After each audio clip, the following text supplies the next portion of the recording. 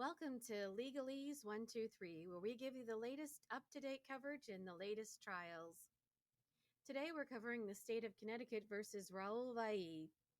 On May 14th, 2022, during a house party in Shelton, Connecticut, Raul Valle, then 16, allegedly stabbed 17-year-old James McGrath, a student from Fairfield Prep, along with three others during a fight.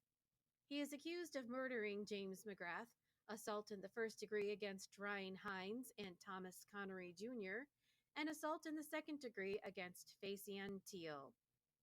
The trial started on June 19th, 2024.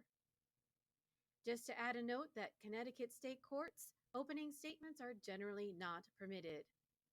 The prosecution's first witness was Lonnie Blackwell, who was a police officer in Shelton at the time. He testified that when he arrived, he observed about 30 juveniles in the yard at 43 Laurel Glen, where the incident took place. He said it was approximately midnight, so it was dark, but he could see clearly because of the lights on the house. And the kids also had their phones out with lights on. He described the scene as chaotic, pandemonium. Blackwell said he identified several victims. One had a wound to their arm, another was sitting on the grass with a stab wound to their torso, a third had multiple stab wounds to their leg, and a fourth had a wound to their chest area. The fourth victim was blue in the face and had lost a large amount of blood. A group of suspects were identified that fled the scene in a Honda. Later, it was determined that McGrath's blood alcohol content was 0.02%. The limit in Connecticut is 0.08%. The prosecution's second witness was Michael Egan of Egan Paramedic in Shelton.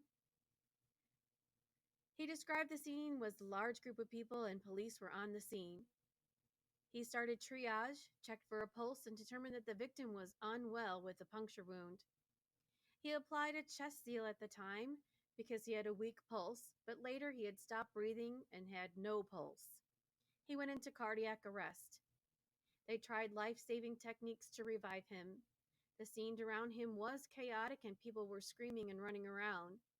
He stated that witnesses were yelling profanities at him, trying to tell him to hurry up, the blank up.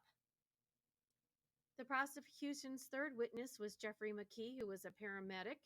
He was working on the most critical patient on the front lawn, checked for a pulse and heart rate, and determined no pulse or heart rate.